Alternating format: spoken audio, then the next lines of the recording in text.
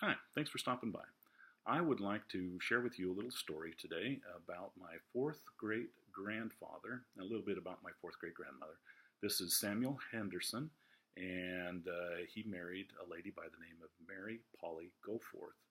And a little bit about Samuel. Samuel was born in the late 1700s in Tennessee and had a very difficult upbringing. His father died at a very early age, and he and his mother and siblings were out kind of on the frontier wilds of Tennessee, and it was a very difficult life. They worked very hard, and by the age of 20, Samuel was ready to set out on his own and start his own family. And in 1804, he married Mary Polly Goforth. Now, Mary herself had a very difficult upbringing. Her father died while basically leaving six children as orphans. And the court recognized that they used the term, they were suffering and living in distressed conditions, that they actually, the court, the local court, ordered them bound to work until they reached adulthood. So these six small children were put out to basically become indentured servants until they reached adulthood.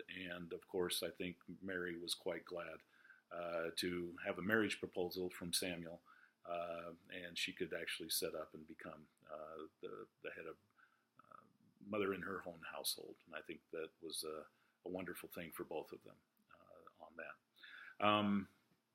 As I said, married in 1804, living in Tennessee, they had heard a lot about the new frontier lands that were opening up in the wild frontiers of Missouri.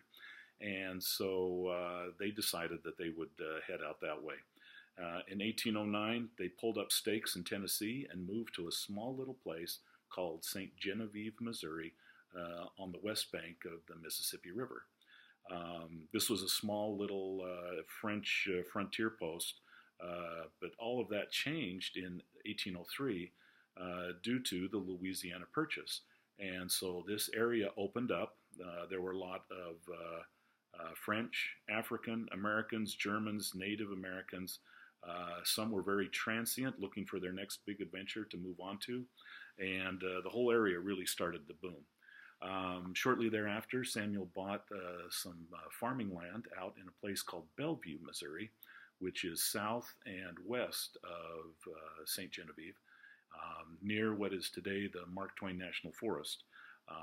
And they were settled there. Their fourth child was born just as they moved in. And over the next 15 years, 8 more children followed. And they were very happy. They were content to live quiet, productive lives among family and friends, watching their children grow. But the Bellevue Valley was a pretty wild and untamed place. I saw one thing that you could collect $2 for every wolf that you killed in that area. But the ground was very fertile and too rich to ignore. And so the commerce was building up, river traffic was bringing people all the time. And the Hendersons were among those who prospered along this new frontier. Now, steamboats, as the Mississippi was close by, things were really booming. One of the things that I found, it said a man by the name of Solomon Giddings wrote the following. He said that what was needed most by these farming families was spiritual comfort, something that was very hard to find in these isolated valleys west of the Mississippi River. It says, steamboats brought constant new arrivals from every part of the country, many of them gamblers, tipplers, tricksters, and con artists looking for action on every landing. Little respect was paid to the Sabbath, and the sacred hours were given up to mirth and pleasure. I do believe there is no place more in need of missionary aid than the territory of Missouri. And that was Solomon Giddings, one of the handful of trained ministers who was working to remedy the situation of the wildlife that occurred on the Mississippi River. Another man by Reverend Timothy Flint noted that an average of 100 immigrants a day pass through the town of St. Charles, but not one family in 50 carries a Bible. Many of them live and die without any thought of eternity. So engaged are they in making new settlements in the woods that they seem to regard nothing besides. The Hendersons and their neighbors in Bellevue were pious people who made do with visits from itinerant preachers and informal prayer meetings, but the settlers yearned for something more.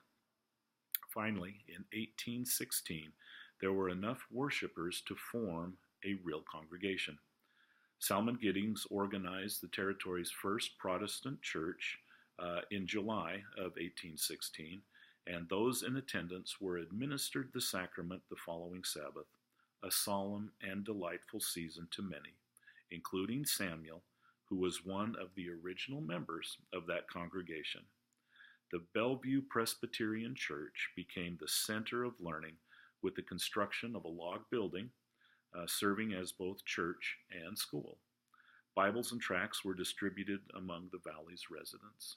Eventually, a small graveyard was dedicated to receive the faithful as they went to their rest.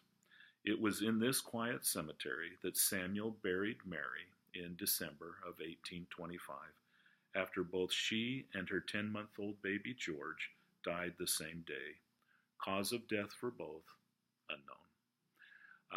I'm going to just stop it right there for this week, and next week I'm going to pick up with what happened to Samuel after the death of Mary and how the story ends. So thanks for stopping by. We'll see you next time.